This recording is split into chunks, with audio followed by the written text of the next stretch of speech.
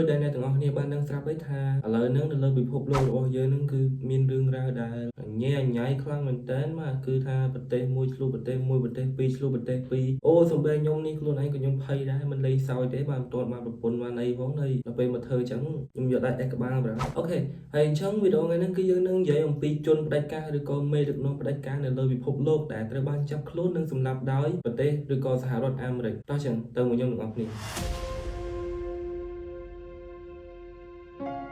ជនផ្ដាច់ការទី1ដែលត្រូវជាប្រធានាធិបតីរបស់ប្រទេសវេណេស៊ុយអេឡាគឺមានឈ្មោះថា Nicolas Maduro ដែលត្រូវបានចាប់ខ្លួននៅថ្ងៃទី3ខែមករាឆ្នាំ2026ទៅថ្មីដែរ2ថ្ងៃមុនអញ្ចឹងគឺគាត់ត្រូវបានចាប់ខ្លួនដោយកងទ័ពអាមេរិកពីបទជួញដូរគ្រឿងញៀននៅក្នុងប្រទេសអាមេរិកអញ្ចឹងយើងចូលមកដល់មេដឹកនាំផ្ដាច់ការទី2គឺជាមេដឹកនាំផ្ដាច់ការរបស់ប្រទេសអាល់កៃដាដែលមានឈ្មោះថា Osama bin Laden ដែលត្រូវបានសម្លាប់នៅក្នុងប្រទេសប៉ាគីស្ថាននៅក្នុងឆ្នាំ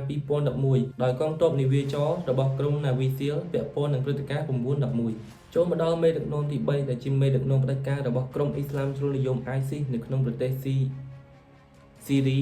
ដែលត្រូវបានសម្លាប់ដោយកងទ័ពអាមេរិកនៅក្នុងឆ្នាំ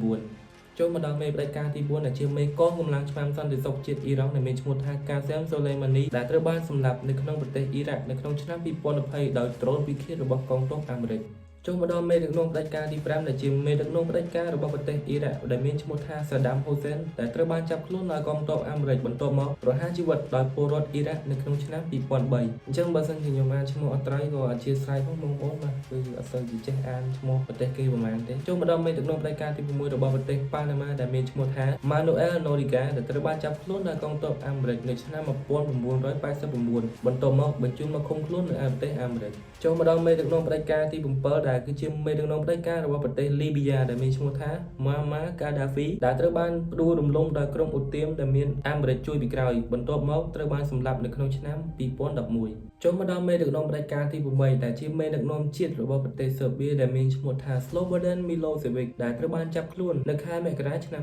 2001ដោយអាជ្ញាធរនៃប្រទេសមួយនេះដោយមានអាមេរិកជួយពីក្រោយបន្ទាប់មកខែមិថុនានៅក្នុងឆ្នាំដដែលគាត់ត្រូវបានបញ្ជូនទៅកាត់ទោសនៅក្នុងតុលាការអ ុក្រិដ្ឋកម្មអន្តរជាតិសម្រាប់អតីតយូហ្គោស្លាវីឬ International Criminal for the Former Yugoslavia ឬក៏អាចហៅកាត់ថា ICJ ICTY នៅក្នុងទីក្រុង LA ចូលមកដល់មេដឹកនាំផ្ដាច់ការទី9ដែលជាប្រធានាធិបតីរបស់ប្រទេសវៀតណាមខាងត្បូងគេដំបូងបំផុតដែលមានឈ្មោះថា Ngo Dinh Diem ខ្ញុំអានត្រូវខុសជួយមើលផងស៊ីគេអត់ស្អីគេដែលឡើងកាន់តំណែងនៅឆ្នាំ1955ហើយត្រូវបានសម្លាប់នៅក្នុងឆ្នាំ1963ដោយការធ្វើរដ្ឋប្រហារយោធាមួយដែលមានប្រទេសអាមេរិកជួយពីក្រោយខ្នងបាទអញ្ចឹងនេះគឺជាបញ្ជីឈ្មោះរបស់ជនផ្ដាច់ការឬក៏មេដឹកនាំផ្ដាច់ការមួយចំនួនដែលត្រូវបានសម្លាប់ដោយប្រទេសអាមេរិកអញ្ចឹងបើសិនជាខ្ញុំនិយាយទៅមានកន្លែងខុសទោះអីទៅណាទៅណីក៏សូមអធិស្ឋានផងដែរដោយសារតែនេះគឺជាវីដេអូដំបូងគេបំផុតនៅក្នុង channel មួយនេះហើយអញ្ចឹងខ្ញុំសង្ឃឹមថាអ្នកទាំងអស់គ្នានឹងចូលចិត្តហើយអាចនឹងជួយគាំទ្រខ្ញុំបន្តទៀតអូខេអញ្ចឹងកុំភ្លេចជួយចុច Subscribe នៅ channel នេះម្នាក់មួយផងបាយបាយ